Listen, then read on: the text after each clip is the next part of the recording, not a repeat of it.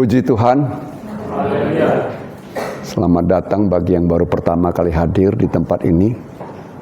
Kalau memungkinkan selamat bergabung juga ya.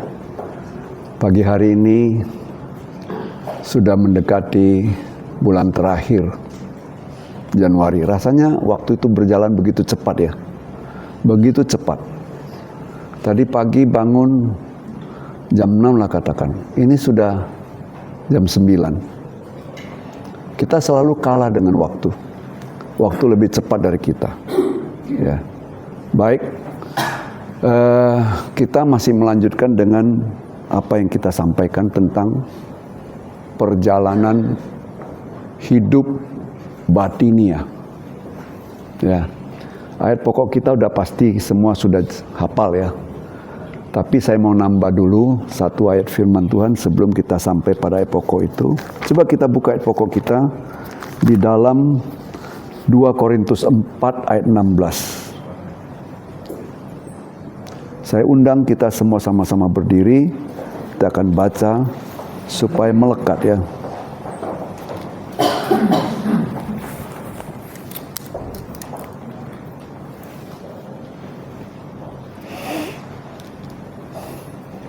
Sama-sama kita baca. 1, 2, 3. Sebab kami tidak hidup, tetapi meski manusia batinia telah hidup, namun manusia batinia kami dibaharui dari hari ke sehari. Kita tundukkan kepala. Terima kasih Bapa di surga buat pagi hari yang indah ini. Kami telah melalui perjalanan hidup kami. Hampir menutup bulan pertama tahun 2026. Tuhan, kami rindu perjalanan hidup kami tidak hanya merupakan satu pengalaman sesaat, tapi merupakan satu pengalaman yang berkelanjutan sampai pada kekekalan. Terima kasih Bapa, urapi hamba-Mu dan berkati kami semua untuk dapat mengerti akan tatanan hidup kami yang diatur, dirancang oleh Tuhan. Terima kasih Bapak, terima kasih. Dalam nama Tuhan Yesus kami berdoa dan ucapkan syukur. Haleluya. Amin. Silakan duduk Bapak Ibu. Ya. Sebelum saya lanjut, saya ingin kita membuka dulu di ayat 7. Kan kita selalu baca ayat 14, tapi ayat 7 dulu kita baca lagi.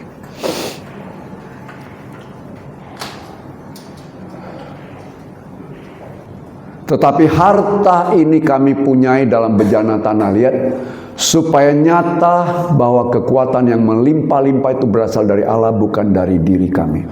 Bapak Ibu, saya senang dengan lagu tadi. Selalu melekat di hatimu. Ya. Dan firman-Mu itu dasar.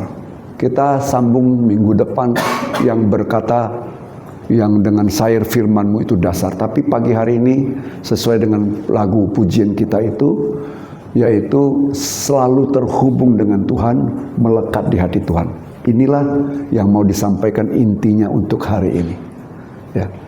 Firman Tuhan katakan ya bahwa kekuatan yang melimpah-limpah itu bukan berasal dari melimpah-limpah itu berasal dari Allah, bukan dari diri kami. Dalam perjalanan hidup kita ini sudah jelas kita memiliki ya kehidupan batinia dan kehidupan jasmani. Kebanyakan orang yang dirawat, yang dikemas, yang diperindah adalah kehidupan jasmani. Ya. Tetapi pada pagi hari ini ya dan hari-hari berikutnya, kita mulai di awal tahun 2026, kita merindukan supaya kehidupan batinia kita lebih kita perhatikan, lebih ditonjolkan. Karena apa? Karena dikatakan bahwa kehidupan batinia kita ini ya akan berakhir pada kekekalan. Ya, berakhir pada kekekalan. Sementara kehidupan jasmani itu punya keterbatasan. Umur kita sudah menua, berjalan dengan umur kita semakin merosot, semakin melemah, tetapi manusia batinnya kita harusnya semakin diperbaharui. Nah, kita melihat ayat firman Tuhan ini, Paulus katakan bahwa kehidupan rohani, kehidupan batinnya bukanlah pengalaman mengenal Tuhan dalam seketika. Seperti saya kemarin beberapa waktu lalu pergi ke Cina, itu selama 17 hari perjalanan di sana. Ya sudah 17 hari sudah habis, nggak ada lagi perjalanan lebih lanjut. Pulang lagi ke Indonesia, berarti pengalaman saya untuk berjalan ya ke negara lain selama 17 hari, saya melihat hal-hal yang saya bisa lihat di mata saya. Bukan, tapi perjalanan rohani kita itu berlangsung seumur hidup, tidak hanya sesaat. Oleh sebab itu, karena berlangsung seumur hidup, kita harus perhatikan dengan baik-baik. Minggu lalu kita berbicara tentang apa? Tentang gangguan, rintangan. Masih ingat? Rintangan itu antara lain apa? Ada ingat? Apa? Kesibukan. Ya. Yang kedua, ketenaran. Yang ketiga, pribadi lain. Ada orang lain yang merintangi perjalanan kita. Nah, pagi hari ini kita melihat bahwa kehidupan manusia, kehidupan jasmani yang digambarkan oleh perjalanan bangsa Israel dari Mesir menuju ke tanah perjanjian, kalau kita lihat sepanjang perjalanan banyak sekali rintangan. Rintangan terbesar yang Bapak Ibu coba ingat-ingat. Saya membawa Bapak Ibu kembali kepada peristiwa perjalanan bangsa Israel dari Mesir menuju ke tanah perjanjian. Apa rintangan terbesar dalam perjalanan bangsa Israel? Saya kasih waktu coba berpikir. Di depan mata ini mereka lihat. Ada yang tahu? Kalau tidak tahu saya kasih kuncinya sedikit. Seperti kemarin saya pergi ke Cina. Tadi bilang apa? Hah? Bukan. Yang terbesar sudah mendekati akhir. Boleh lah kalau boleh. Apa? Tembok Yeriko. Itu sudah terakhir. Kadang-kadang perjalanan hidup kita dari awal kita setia. Sudah menua tambah hari, tubuh jasmani tambah menyusut, hilang pula dari peredaran sebagai anak Tuhan yang mengikuti Tuhan. Hati-hati nih yang berumur, ya. Perjalanan hidup kita ketika mendekati akhir, rintangan terbesar yang dihadapi oleh bangsa Israel. Sebab itu perhatikan dengan baik. Tadi kan firman Tuhan di dalam 2 Korintus pasal 4 ayat 7 di sana kan dikatakan supaya kekuatan yang nyata itu bukan berasal dari kami tapi berasal dari Tuhan. Kita lihat ketika ada rintangan di perjalanan mendekati detik terakhir, tembok Jeriko yang begitu besar. Dan kalau kita baca di dalam Yosua pasal 6, itu tidak bisa diruntuhkan oleh karena senjata. Itu tidak bisa diruntuhkan dalam waktu sekejap. Itu tidak bisa diruntuhkan oleh karena strategi. Enggak. Apa yang meruntuhkan itu? Kalau kita perhatikan baik-baik, hari pertama mereka disuruh jalan tanpa ngomong apapun. Hari kedua, hari ketiga, hari keempat. Bisa jadi hari keenam sudah setengah hari ini. Aduh, udah capek, nggak mau lanjutkan. Belum sampai putar 7 kali. Tahu nggak Bapak Ibu? Gangguan terbesar dalam kita berharap kepada Tuhan adalah putus asa dan kebosanan. Coba Bapak Ibu bayangkan, berapa tahun Abraham menanti janji Tuhan. Setelah berjalan 13 tahun, orang yang paling dekat dengan dia, yaitu Sarah. Mungkin aku sudah tidak bisa melahirkan, karena usiaku sudah lanjut. Tetapi mungkin Tuhan memberikan keturunan melalui gundikku. Betul? Ini sepertinya seolah-olah suatu nasihat yang baik dari istri, dari orang terdekat. Hampirilah dia, supaya dia melahirkan seorang anak bagiku. Kita lihat kan akibat daripada tidak dengan sabar menanti sampai hari ini tidak pernah selesai antara Arab dan Israel. Itu kenyataan loh Bapak Ibu.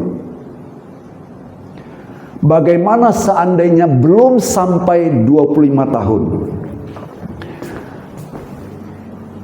Abraham menanti. Saya tidak tulis tema ya, karena kita semua sudah tahu. Abraham menanti 25 tahun. Bagaimana seandainya 24 tahun 364 hari dia menyerah? Bagaimana? Anda mungkin berdoa minta sama Tuhan.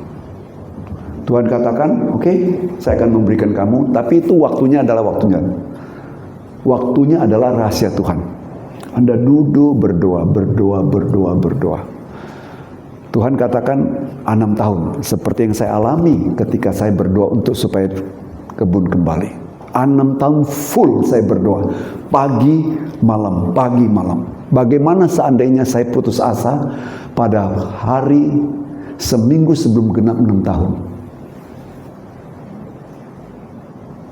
Pernah? Mungkin Bapak Ibu berdoa menantikan zaman Tuhan. Tuhan kata, oke, saya pasti sembuhkan kamu.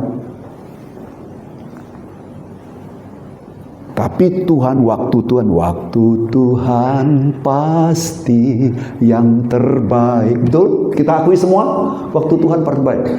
Waktu Tuhan katakan 6 tahun. Tapi di tahun ke-5, di hari ke-340 hari, engkau sudah putus asa.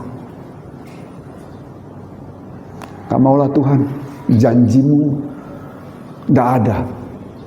Anda gagal dalam testing itu. Penantian itu adalah satu ujian. Penantian itu satu ujian. Saya kasih contoh. Hari Jumat, saya berdoa di sini mulai dari 6.30 sampai jam 1, sampai jam 1.15. Di sini saya nggak kemana-mana. Saya pikir sudah nggak ada yang datang doa. Saya pulang. Begitu pulang sampai rumah, ternyata jam itu salah. Jam itu 1.15, itu sama dengan jam 12. Saya pulang ke rumah, begitu sampai rumah, mobil tidak parkir di depan. Saya langsung tanggap, saya langsung balik. Begitu balik, saya udah lihat istri saya, Ibu Emi, suami istri udah nunggu. Harusnya kan saya nunggu lagi kan, supaya doa sama-sama kan. Tapi saya pikir, karena saya lihat jam itu salah. Jadi kadang-kadang apa yang kita lihat itu mempengaruhi kita. Buktinya apa? 12 pengintai disuruh, 10 pengintai katakan, kita tidak bisa masuk. Orang enak, bangsa yang besar, tinggi besar, tidak bisa. Bukankah itu mempengaruhi perjalanan rohani mereka? Akhirnya seluruh yang keluar dari Mesir umur 20 tahun ke atas, tidak ada yang masuk kecuali Kaleb dan Yosua. Jadi saya nggak tahu Bapak Ibu hari-hari ini sedang menanti apa dalam perjalanan rohani. Engkau sedang berharap apa, engkau sedang bergumul apa. Tapi pagi hari ini saya mau katakan, penantian itu adalah suatu ujian bagi kita. Coba bayangkan, kalaulah umat Israel disuruh oleh Musa untuk mengelilingi tembok Yeriko. Hari ke-6 baru setengah, baru berjalan 3 kali liling. Sudah tidak mau. Saya kasih kesaksian, waktu mertua saya sakit, lumpuh, kakinya nggak bisa jalan, dioperasi di rumah sakit Angkatan Darat di Jakarta. Saya sama istri saya. Dan itu ada KKR Paul Yonggi Cho yang dari Korea. Saya ikut seminarnya. Tahu Bapak Ibu, seminarnya 3 hari. Malam KKR. Tapi sebelum seminar, kita mulai masuk jam 9 pagi. Sebelum seminar, kita diwajibkan keliling stadion utama yang di Jakarta. Stadion utama Jakarta apa itu? Soekarno apa? Gelora Bung Karno. Itu 7 kali kami lari setiap hari. Dan hari ketiga tetap harus 7 kali. Saya ikut seminar itu 7 kali Gelora Bung Karno. Hari pertama kami keliling, hari kedua kami keliling, hari ketiga kami juga keliling. Malamnya baru saya bawa mertua saya ke stadion utama, Stadion Gelora Bung Karno. Saya izin sama dokter, masih pakai selang. Saya izin sama dokter dan dokter izinkan. Dokter adalah dokternya, saya nggak usah sebut namanya, tapi dia seiman dengan kita, cuman dia tidak ibadah di Soekarno-Hatta, dia ibadah di Jalan Amayani yang gedung besar. Saya minta izin, terus dokter itu bilang, boleh silakan, tapi disertai dengan suster dari rumah sakit. Saya minta supaya ada suster yang menyertai. Semua suster yang gak ada satupun yang mau ikut. Tapi Tuhan tolong, akhirnya ada satu suster yang ikut. Jadi saya gendong mertua saya, naikkan ke atas mobil, masih pakai selang. Yang tongkat itu dibawa ke mobil, istri saya dan suster duduk di belakang sambil pegang bahu daripada mertua saya supaya jangan nanti kalau tiba-tiba rem jatuh. Waktu sampai ke Senayan itu udah penuh. Karena apa? Karena itu hari terakhir, lebih dari 100.000 orang yang hadir di Gelora Bung Karno. Begitu hadir sampai di sana, tinggal sekitar 7 menit selesai. Ya, saya parkir, cari parkir susah. Akhirnya saya bilang sama istri saya, kamu berusaha cari parkir ya, saya bilang gitu. Saya gendong mertua saya, kemudian si susternya bawa kursi roda, ya kan? Setelah didorong, mendekati, kami nggak bisa masuk dari pintu utama lagi karena semua parkir pun sudah di pintu, nggak bisa lagi masuk.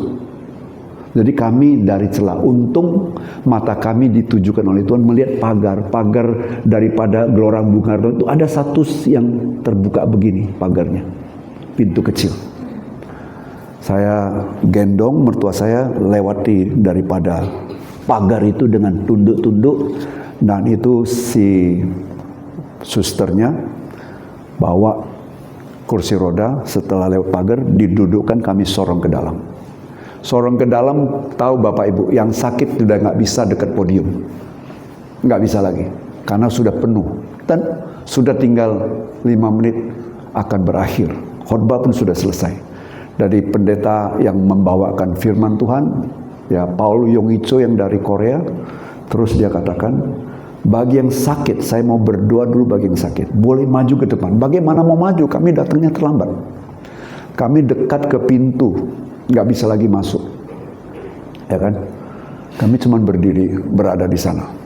Udah berada di sana, nah pendeta Paul Yonggi Cho berdoa. Satu hal yang saya ngomong sama mertua saya bilang, ibu mau nggak saya bawa ke stadion untuk ikut didoakan di sana? Dengan berlinang air mata dia katakan apa? Saya datang sini mau sembuh, saya ikut. Dia bilang gitu. Ya, begitu. Kondisinya masih pakai selang ikut. Nah, waktu didoakan, saya terjemahkan ke dalam bahasa Hokkien. Apa yang ngomong di depan itu saya terjemahkan. Sudah terjemahkan, masih duduk di kursi roda, saya bilang sama ibu saya, mama mertua saya, kamu harus percaya ya, kita berdoa, tutup mata. Saya bilang, tutup mata. Duduk di kursi roda, saya berdoa. Semua kakinya saya sambil doa, kakinya saya pegang, saya urut. Selesai berdoa, saya ngomong sama mertua saya, berdiri saya bilang. Dia berdiri. Setelah berdiri saya bilang, coba jalan. Benar dia jalan. Dia jalan sekitar 20 meter, balik lagi. Kami semua tepuk tangan. Kan ada asar-asar yang dari gereja-gereja itu, semua pada kerumunin, didoakan lagi. Saya bilang cukup 20 meter ke depan, balik lagi 2 meter, sudah membuktikan mama bisa jalan. Kembali duduk kursi roda, kami sorongkan bawa kembali ke rumah sakit. Besok paginya dokter datang. Saya sama istri bilang, kita pulang aja. Mama udah sembuh. Kita ngomong sama dokter, Pak dokter. Sebelum ngomong sama dokter datang memeriksa. Sudah periksa. Terus mama mertua saya disuruh sama istri saya, coba jalan. Kan istri saya pikir nih, jangan-jangan seperti yang orang bapak yang tinggal di sini, yang pernah saya ceritakan ada orang tua yang tinggal di sini. Jangan-jangan dia bilang, iya aku dihipnotis di lapangan depan. Kan gitu kan. Istri saya katakan sama mamanya, mama coba turunlah jalan. Benar dia turun. Dia turun jalan dari kamar sampai ke meja utama tempat perawat kumpul. Begitu dia jalan, kemudian para perawat bilang, Ibu Meta sudah bisa jalan, Ibu Meta sudah bisa jalan. Saat itu juga istri saya bilang sama dokter, Pak dokter kami pulang ya. Dokter langsung izinkan. Tahu kami pulang itu belum beli tiket. Kami goso langsung ke airport. Begitu goso sampai airport, itu tinggal hanya beberapa menit akan ditutup. Kami beli tiket dan terus petugas-petugas dari airline kasih kursi roda, bantu langsung dinaikkan dulu. Sebelum disuruh boarding, mama mertua saya dulu dibawa ke boarding. Setelah boarding kami pulang ke Pekanbaru. Itulah mujizat yang dialami oleh mama mertua kami. Dan sungguh, kalau saya bisa bayangkan seperti orang yang keliling 7 kali itu. Kalau pada hari ke-6, belum sampai 7 kali dia berhenti. Bagaimana jadinya? Maknanya apa? Maknanya bukan dengan kekuatan kita, tapi dengan ketaatan dan mencari hadirat Tuhan. Coba kita buka dulu satu ayat. Kita buka satu ayat di dalam Mazmur pasal 46 ayat yang ke-11.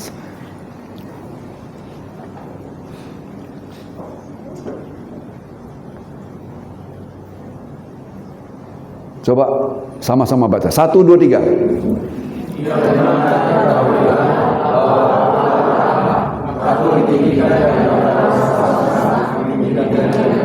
Ya, diamlah.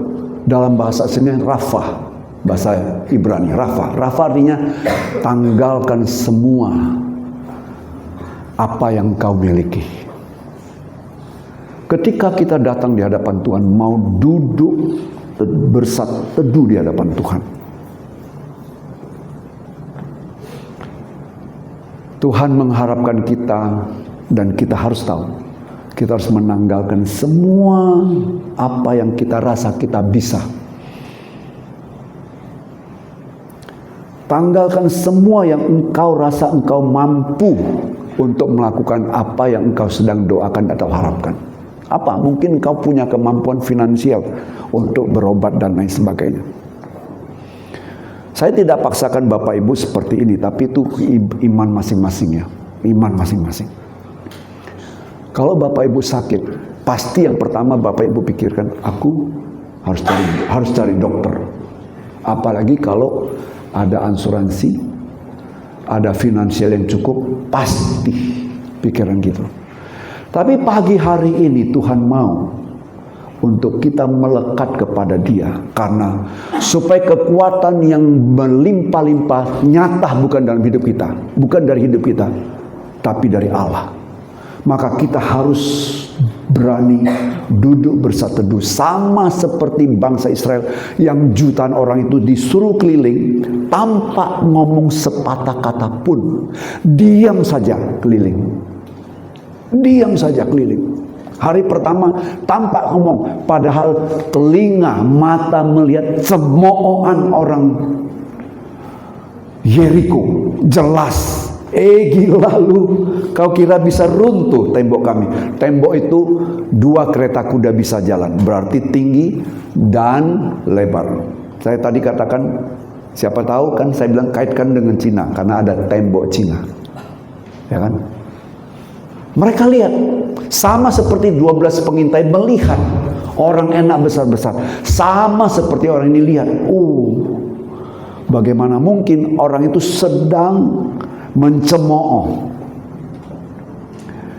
Tapi mereka tetap dengan setia mengelilingi tembok itu. Tetap dengan taat tanpa berkata sepatah kata pun. Artinya apa? Rafa tadi saya katakan menanggalkan segala kemampuan kita ketika kita mau menanti dengan Tuhan dengan sabar. Sama seperti Paulus katakan. Kenapa Paulus bisa katakan hidupku bukan aku lagi, tapi hidup yang kuhidupi sekarang adalah hidup dalam iman oleh anak Allah yang telah menyelamatkan aku. Kenapa? Karena Paulus dia juga seperti ini, seperti bangsa Israel yang mengelilingi tembok Yeriko. Sebab di dalam Filipi pasal yang ketiga, kalau kita baca dari ayat pertama dan sampai ayat yang ke-10, dia di sana dikatakan, aku adalah asli orang Yahudi dari suku Benjamin. Aku dibaptis pada hari ke-8. Dalam menjalankan hukum Taurat, aku orang Farisi. Dia murid daripada Mahaguru Gamaliel. Secara jasmani semua lengkap, tidak ada yang tidak kurang. Tapi apa dia katakan? Apa yang aku anggap untung di masa lalu kan. Karena ingin mengenal Tuhan lebih dalam lagi, aku anggap itu rugi. Aku buang itu semua. Aku lepaskan itu semua supaya aku memperoleh pengenalan yang dalam dengan Tuhan. Ketika kita duduk di bawah kaki Tuhan, apa yang Tuhan harapkan? Lebih dalam lagi ku rindu Kau Tuhan, lebih dari segala yang ada. Lebih dalam lagi ku cinta Kau Yesus, ku mengasihimu. Anda tidak akan bertemu dengan Tuhan kalau Anda tidak mau duduk bersatu teduh mencari wajahnya. Tidak. Anda boleh katakan, aku orang Kristen. Aku pergi sekolah, aku pergi ibadah mulai dari sekolah minggu. Kalau guru tanya, aku top chair. Aku pasti bisa jawab semua pertanyaan guru. Bahkan kalau gembala kasih kuis pun saya tahu. Semua ayat terhafal oleh saya. Tapi Anda mungkin hanya mengetahui tentang Tuhan. Betul? Anda mungkin hanya tahu tentang Tuhan, tapi Anda tidak tahu siapa Tuhan itu di dalam hidupmu. Enggak? Baca lagi satu ayat. 1 Korintus pasal yang ke-9. Saya ingin baca ayat 25 sampai 27. Perhatikan baik-baik ayat firman Tuhan ini. 1 Korintus pasal yang ke-9 ayat 25 saya baca. Tiap-tiap orang yang turut mengambil bagian dalam pertandingan menguasai dirinya dalam segala hal. Mereka berbuat demikian untuk memperoleh suatu mahkota yang fana, tetapi kita untuk memperoleh suatu mahkota yang abadi. Hidup ini harus ada tujuan, Bapak Ibu. Bukan hanya memoles yang sekedar. Yang fana itu pasti akan berlalu, tidak akan kekal. Sesuai dengan perjalanan umur kita akan lenyap. Tubuh kita juga akan melemah. Jadi kita harus ada tujuan. Tujuan apa? Tujuanku adalah hidup dalam kekekalan. Bukankah Tuhan datang untuk membawa kita? Akulah jalan, kebenaran, dan hidup. Dan tidak ada seorang pun sampai kepada Bapa kalau tidak melalui aku. Justru dia datang untuk membawa kita kembali. Dan Bapak Ibu tidak salah ikut. Karena dia datang dari surga, maka dia bawa kita kembali ke surga. Top chair, nggak usah ragu. Ya, kalau sekarang misalkan Bapak Antoni, Rani sekeluarga sudah nabung uang mau pergi ke Amerika, tapi dia mau ikut Bapak Albert yang belum pernah ke Amerika. Ragu nggak? Ragulah, belum pernah. Tapi kalau saya yang udah pernah ke Amerika, ikut saya nggak perlu ragu. Di mana transit, sampai sana bagaimana, nanti sampai sana bagaimana, tak usah ragu. Tuh, Yesus kita datang dari surga. Dia penguasa di surga. Dia datang ke dunia ini untuk menjemput dan membawa kita pulang ke surga. Terus, nggak usah ragu. Tapi kita kebanyakan seperti apa? Seperti bangsa Israel kebanyakan. Coba buka satu ayat. Mazmur 106 ayat 17 atau 77 kalau nggak salah. Mazmur 106 ayat 7. 106 bukan 116. Pasang telinga baik-baik.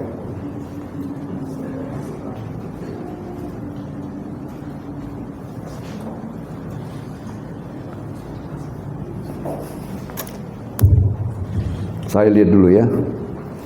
Mazmur 106.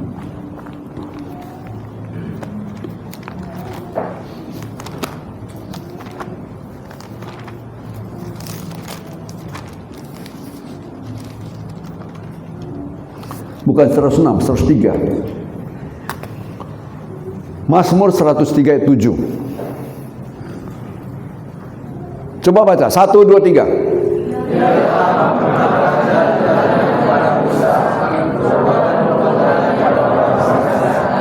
Anda mau mengenal jalan atau mengenal perbuatan? Kalau Anda mau mengenal jalan, Yesus katakan, akulah jalan, kebenaran, dan hidup. Anda mengenal Tuhan sesungguhnya. Tapi kalau Anda mau mengenal perbuatannya, Anda seperti yang saya ceritakan, bapak tua yang tinggal di sini. Dia hanya mau mujizatnya. Banyak orang Kristen cuma mau kenal tentang Tuhan. Oh, Tuhan itu pembuat mujizat. Tuhan itu menjawab doa-doaku. Tuhan itu baik. Tuhan itu memberkati aku. Dan lain sebagainya. Tapi tidak mengenal pribadi Tuhan sesungguhnya. Banyak jutaan orang Kristen begitu. Datang ke gereja hanya memenuhi bangku gereja. Sama seperti orang yang lahir 40 tahun setiap hari dibopong orang masuk ke bait suci, pergi ke bait suci, tapi cuman ada di depan pintu dan tugasnya cuman meminta-minta. Kalau ada orang lewat, halo, jangan lupa sedekah. Kau baik kalau kamu diberkati kalau kamu memberikan sedekah.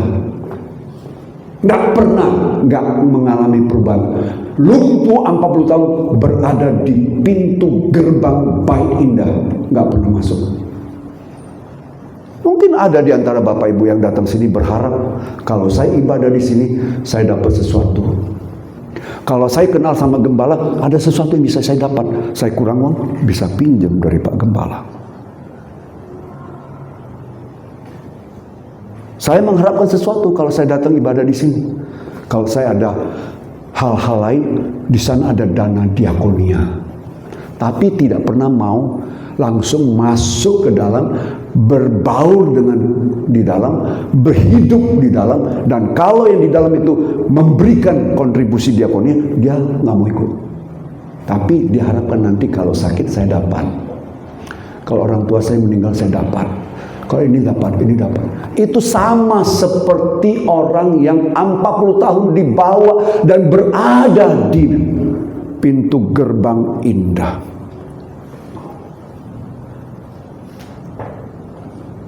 Tapi Tuhan mau kita bukan pengalaman sesat, pengalaman yang berkesinambungan. Semalam waktu ibadah doa di sini saya bawakan firman Tuhan tentang Henok. Henok 365 tahun hidup. Setelah umur 65 tahun, dia berjalan bersama Tuhan. Setelah melahirkan anak Metusaleh, umurnya 365 tahun. Saya berpikir tidak kebetulan angka 365 tahun. 1 tahun berapa hari? Bapak Ibu? 365 hari. Artinya apa? Setiap hari dia berjalan bersama Tuhan. Mungkin kita hanya hari Minggu aja. Minggu sambil siul-siul. Wah, aku ke gereja hari ini. Mama cepet mah. Tapi Senin gak ingat gereja. Yang diingat apa? Lapau tua, misalkan. Betul? Senin yang diingat apa? Gimana ini? Tapi Henok setiap hari bergaul erat dengan Tuhan. Jadi perjalanan batinia kita bukan pengalaman sesaat, tapi perjalanan batinia kita dari hari ke hari sampai Tuhan memanggil kita. Makanya perlu apa? Kalau ada gangguan,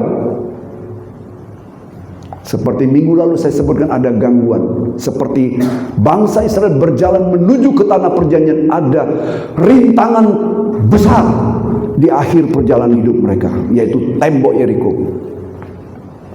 Tapi dengan iman, dengan kesabaran, penuh ketaatan, dia keliling itu. Dia keliling itu. Dan ketika hari terakhir, Yosua katakan, bersoralah. Itu adalah pernyataan iman yang luar biasa.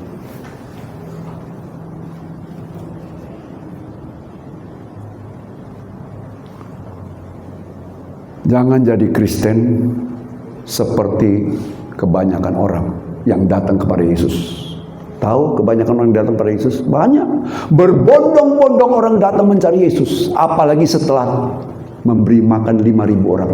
Lebih banyak lagi yang datang. Nggak terhingga yang datang. Karena apa? Yesus membuat mujizat, beri makan cukup, tidak kekurangan. Pulang kenyang. Tapi ketika Yesus langsung to the point, akulah roti yang turun dari surga, satu-satu tinggalkan dia. Mana mungkin kita ikut orang gila ini? Masa dia katakan tubuhnya adalah roti untuk diberikan kepada kita?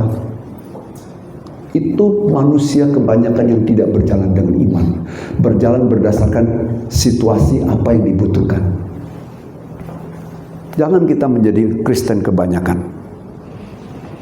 Kristen kebanyakan begitu juga, datang ke gereja lain 1 jam selesai, tapi GPD Jemaat Betani 2 jam, bosan saya.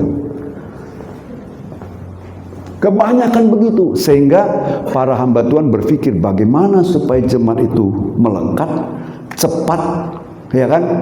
Kita bikinlah GSJS, gereja 1 jam saja. Hore-hore dengan firman Tuhan, ya, dan kebanyakan bukan dari sini, tapi seperti motivator saja, senang pulang. Bapak Ibu, kita baca lebih lanjut yang tadi itu dalam 1 Korintus 9:27. Tadi kita sudah baca 25, 26, sekarang 27.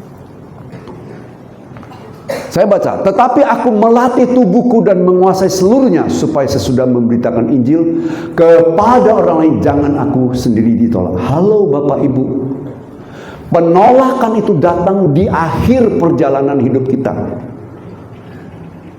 Matius pasal 7 ayat 23 dikatakan, bukan setiap orang yang berseru kepadaku, Tuhan, Tuhan, akan masuk dalam kerajaan surga, tetapi yang melakukan kehendak Bapa. Itu kapan? Itu hari terakhir ketika dia sudah menghadap pintu surga. Dia katakan, Tuhan, dalam namamu aku buat mujizat. Tuhan, dalam namamu aku begini, aku begini, aku begini. Tapi Tuhan kan, aku tidak kenal engkau. Jadi yang penting apa? Cari pengenalan Tuhan dalam kita mengikuti Tuhan. Halo Bapak Ibu, Siapa yang tidak kenal Bapak Presiden Prabowo? Tunjuk tangan. Kita semua kenal. Tapi kalau kita datang tanya kepada Pak Prabowo, Pak Prabowo kenal yang namanya Carlos Marbun, ganteng, sebentar lagi mau nikah misalkan. Pak Prabowo yang mana itu? Aduh, masa nggak tahu? Papanya ketua suku di Kota Pekanbaru. Tambah bingung lagi, ketua suku di mana? Betul. Jangan sampai Tuhan nanti di hari terakhir, aku nggak kenal kamu. Oh, dulu aku beribadah di GPDB Tani. Itu dia nggak tanya anggota keluarga, anggota jemaat gereja mana, nggak ditanya itu.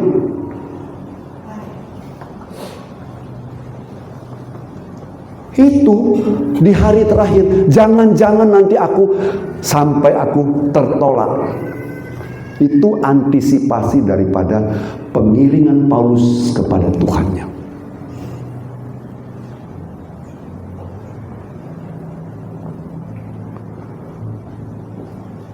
Saya berharap yang di sini kita kenal Tuhan, dan sampai nanti kita kembali ke sana, Tuhan katakan, sabaslah anakku yang setia. Tempat sudah tersedia. Tapi untuk itu kita perlu melatih diri kita. Paulus dalam melakukan hidup dia tahu tujuannya. Dia tidak sembarangan jadi petinju. Dia tahu kalau dia karena apa? Tidak ada kemenangan tanpa pengorbanan. Tadi minggu lalu saya sudah katakan, Rudy Hartono menjadi 8 kali maestro bulu tangkis dunia, memenangkan pertandingan 8 kali All England. Satu hari dia latihan 6 jam. Tidak ada kemenangan tanpa kedisiplinan. Tidak ada kemenangan tanpa mendisiplinkan diri.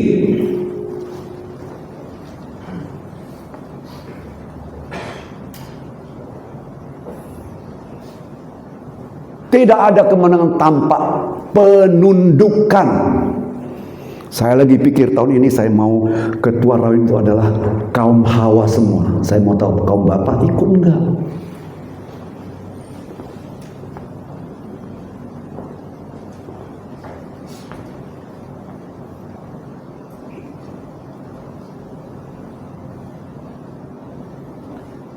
Oleh sebab itu mari, kalau Paulus saja katakan, aku melatih diriku supaya jangan aku nanti tertolak.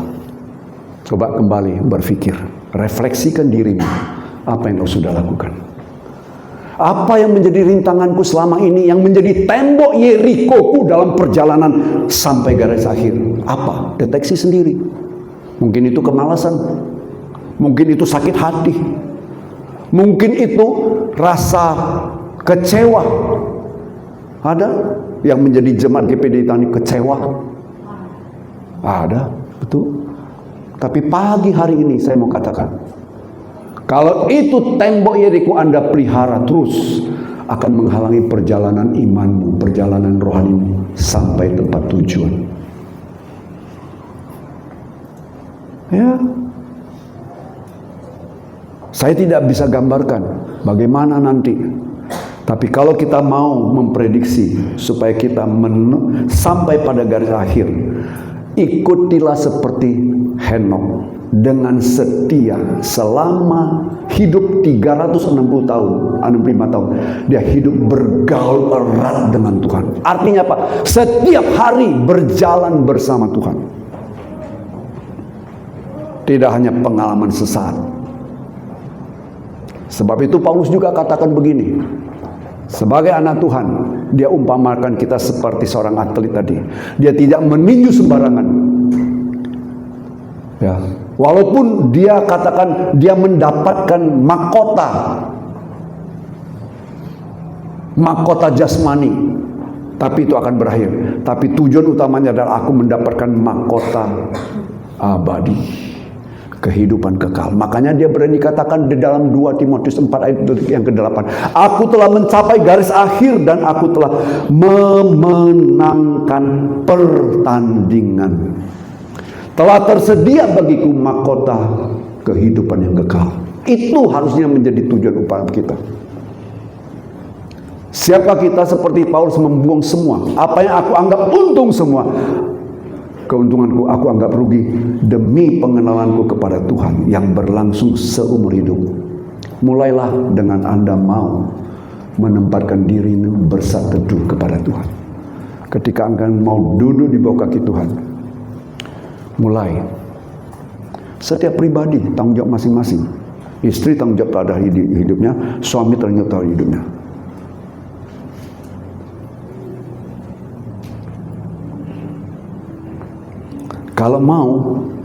Kalau memang mau, hati kita jagalah dengan segala kewaspadaan hatimu, karena dari dalamnya lah terpancar kehidupan. Katakan kepada hatimu, Tuhan, aku mau Tuhan, tahun 2026 sungguh-sungguh mencari Engkau. Mulai.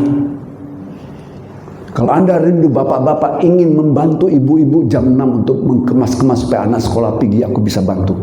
Korbankan waktumu lebih lagi. 4 jam 4 bangun. Bersatu teduh sama Tuhan dulu. Selesai itu aku bantu istri.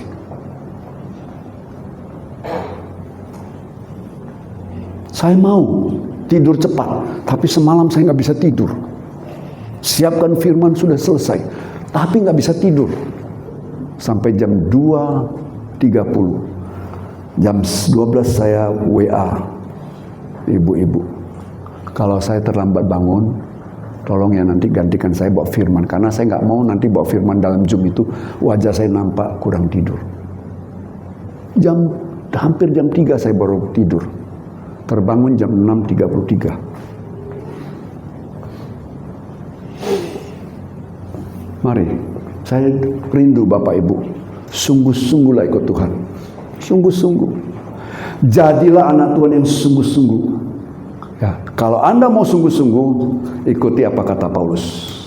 Dalam, sebagai terakhir, 1 Timotius pasal 4 ayat 8. Mari itu menjadi kehidupan kita hari lepas hari. Silakan.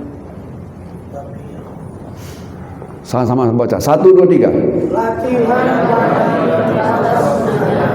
tetapi itu dalam segala hal, karena menjadi baik hidup ini maupun hidup akan datang. Ayat 9.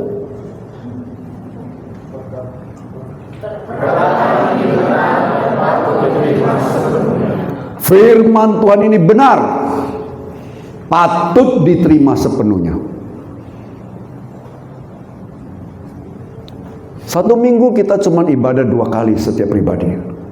Ibadah minggu, kemudian ibadah rayon. Saya 4 kali, 3 rayon saya ikuti. Tuh. Kalau mau berbicara materi, 3 kali rayon, 3 kali harus habis bensin, 3 kali harus persembahan, harus habis waktu. Belum lagi nanti ibadah apa? Ibadah pemuda kalau ada. Ibadah apa lagi? Ibadah setiap pagi. Setiap hari saya harus berpikir, minta pertolongan Tuhan, apa firman yang harus saya sampaikan. Mulai bangun pagi, sebelum bangun pagi malam saya sudah pikir besok saya mau sampaikan apa. Sambil tidur, pemikiran kepada firman Tuhan, ya apa ya, supaya besok pagi bangun saya bisa sampaikan firman. Tiap hari. Minggu nanti kalau sudah ada rayon, kita rayon nanti mulai 2. Selasa, Rabu, Kamis, nanti ada juga ibadah pemuda. Nanti ada lagi penyampaian firman Tuhan di dalam doa puasa Jumat tengah hari. Kalau saya nggak mencemplungkan diri saya untuk berbaur dengan Tuhan, bagaimana tahu? Jadi minggu depan kita akan berbicara tentang kehidupan yang berdasarkan firman Tuhan. Sair terakhir dari lagu tadi. Mari ambil satu keputusan bagi Bapak Ibu. Aku mau sungguh-sungguh ikut Tuhan. Dari mana mulai? Tadi pagi ada satu keluarga yang baru bergabung dengan kita pada tahun 2026. Jam 8 Saya kira 8.10 dia sudah sampai. Saya nggak perlu sebut siapa. Jam 8.10 sudah sampai sini. Tahu rumahnya di mana? Nggak tanggung-tanggung, rumahnya jauh. Sana. Hampir dekat hampir masuk ke wilayah Kampar. Jam 8.10 saya datang, sudah ada. Kalau mau mulai, bertekadlah saya mau ibadah tanpa tertunda. Jam 8 sekian saya sudah datang. Itu satu. Yang kedua, kalau nampak para pelayan berdoa di sini, jangan duduk ngobrol, masuk ngobrol ketika orang sudah di sini. Langsung ambil baksik. Kalau bangkunya ada baris ketiga, langsung di bangku itu berlutut berdoa. Kalau Anda mau bertekad demikian, Tuhan serius. Tuhan serius. Saya kasih satu kunci supaya Bapak Ibu tahu. Sebenarnya tadi sudah ayat terakhir, tapi ini ingat satu kunci. Yesaya 64 ayat yang keempat. Saya mau kasih satu kunci. Yesaya 64 ayat 4. Coba baca, 1, 2, 3.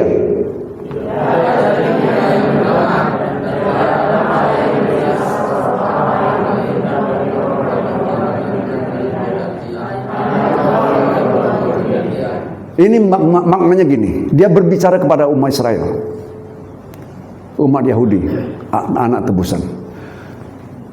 Tidak ada telinga yang mendengar, tidak ada yang telinga mendengar, dan tidak ada mata yang melihat seorang Allah kecil, bukan Tuhan ya, yang bertindak bagi orang yang menanti-nantikan dia. Nggak ada. You mau berjam-jam, bertahun-tahun di depan patung, tak akan bertindak dia. Tapi kalau yang bertindak itu siapa? Hanya Engkau yang berbuat demikian. Artinya apa? Kalau Anda dan saya siap untuk duduk di bawah kaki Tuhan, menantikan Tuhan, menantikan sampai dia menjawab, dia pasti bertindak karena ini janjinya. Amin. Ini janjinya.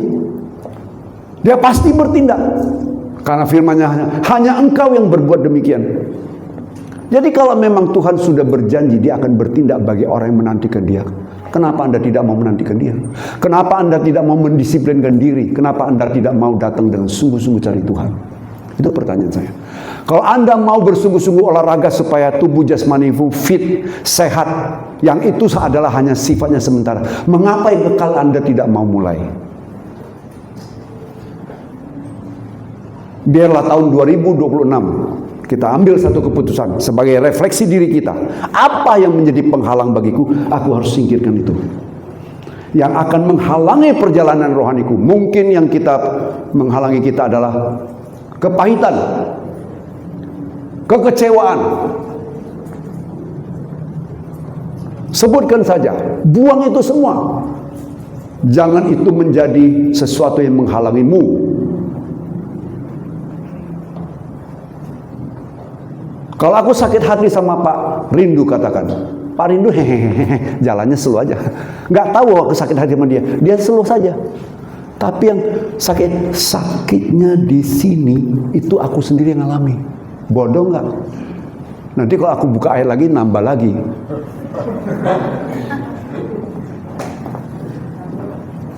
Ya, ingat tuh ayatnya di mana ada. Tapi kalau aku buka lagi, tadi Om bilang sudah terakhir, udah nambah satu lagi. Ada lagu kan, sakitnya di sini, aku nggak pandai nyanyi, sakitnya di sini itu gimana itu? Bodoh kalau kita. Saya katakan saya bodoh, saya sakit hati sama Pak Rindu. Pak Rindu selalu aja, tiap hari dia selalu aja. Aku sendiri lama-lama down, lama-lama, daripada aku melihat muka Pak Rindu, aku nggak usah ibadah lah. Yang rugi sendiri. Bukan orang lain yang rugi. Oleh sebab itu, mari putuskan dalam hidupmu. Tahun 2026 saya mau sungguh-sungguh pada Tuhan. Kalau tahun 2030 datang Perang Dunia Ketiga, aman kita semua masuk. Betul atau betul? Tiap hari dengar sana sini banyak kabar menggemparkan, berlindunglah dalam YouTube kesenanganku. Begitu kan? Enggak, harusnya berlindung sama Tuhan, cari Tuhan dengan sungguh-sungguh. Perkataan ini patut diterima karena sungguh-sungguh. Kenapa? Karena ibadah mendatangkan keuntungan sekarang dan akan datang. Double porsi. Kalau ibadah jasmani hanya keuntungan sekarang, berjalannya waktu akan berakhir. Tapi kalau ibadah 2 porsi. Artinya apa? Disiplinkanlah dirimu di dalam sungguh-sungguh mencari Tuhan. Tuhan pasti akan memberkatimu saat sekarang dan akan datang. Tuhan memberkati. Mari kita berdiri.